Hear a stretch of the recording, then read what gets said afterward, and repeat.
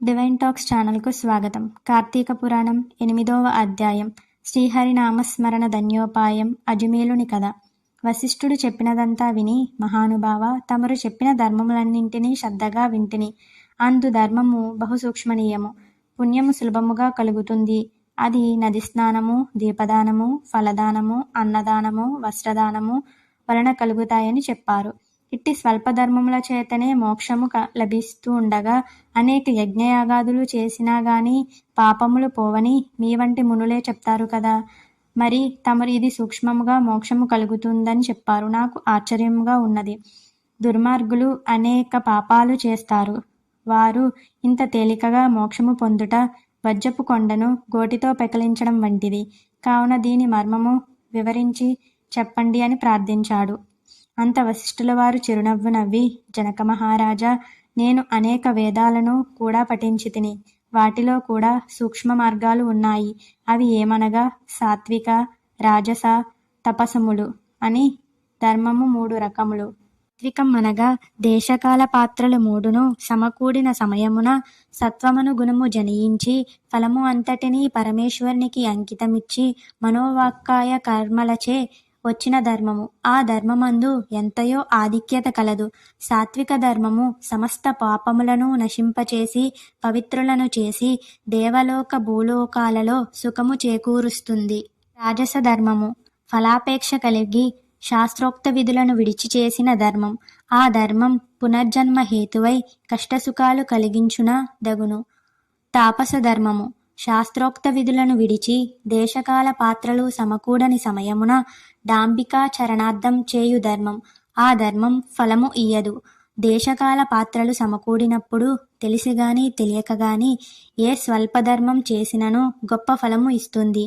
అనగా పెద్ద కట్టెలగుట్ట చిన్న అగ్నికే భస్మం అయినట్లుగా శ్రీమన్నారాయణుని నామము తెలిసిగాని తెలియకగాని ఉచ్చరించినచో వారికి సకల పాపములు పోయి ముక్తి పొందుతారు. దానికి ఒక ఇతిహాసం కలదు, చెబుతాను వినుము. కన్యాకుబ్జము అనే నగరాన 4 వేదాలు చదివిన ఒక విప్రుడు కలడు. అతని పేరు సత్యవ్రతుడు. అతనికి సకల సద్గుణాలు కలిగిన భార్య కలదు. ఆమె పేరు హేమావతి. ఆ దంపతులు అన్యోన్యంగా ఉండేవారు. వారికి చాలా కాలానికి ఒక కుమారుడు జన్మించాడు. వారిని పేరు అజమీలుడు.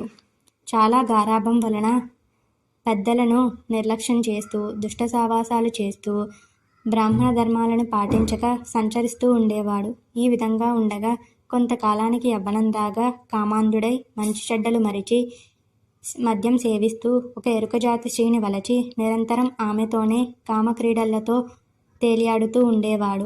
ఇంటికి కూడా వచ్చేవాడు కాదు. తల్లిదండ్రులను మరిచి ఆమె ఇంటిలోనే భుజించేవాడు.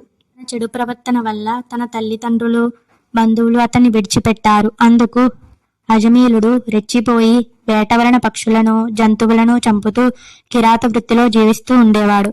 ఒక రోజున ఆ 2 ప్రేమికులు అడవిలో వేటాడుతూ ఫలములు కోయుచుండగా ఆ స్త్రీ తేనెపట్టుకై చెట్టెక్కి తేనెపట్టు తీయబోగా కొమ్మ విరిగి కిందపడి చనిపోయింది.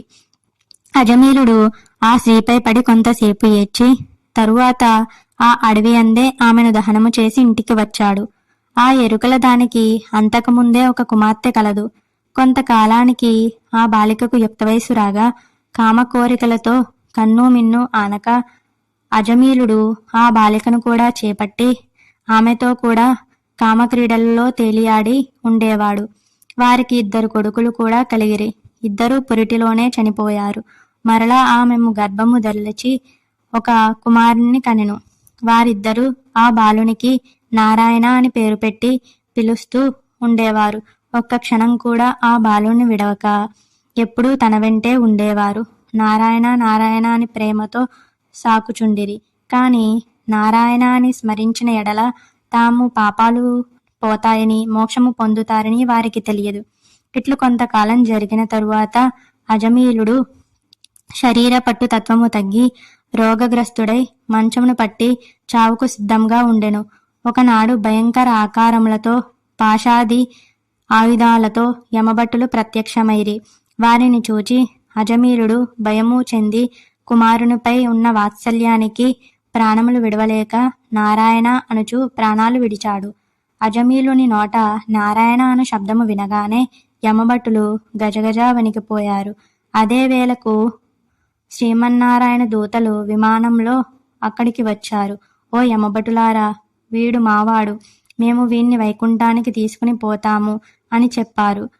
అజమీలుణ్ణి విమానం ఎక్కించి తీసుకుపోతూ ఉండగా యమదూతలు, అయ్యా మీరెవరు?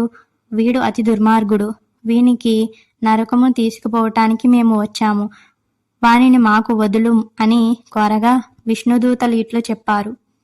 8వ అధ్యాయం సమాప్తం.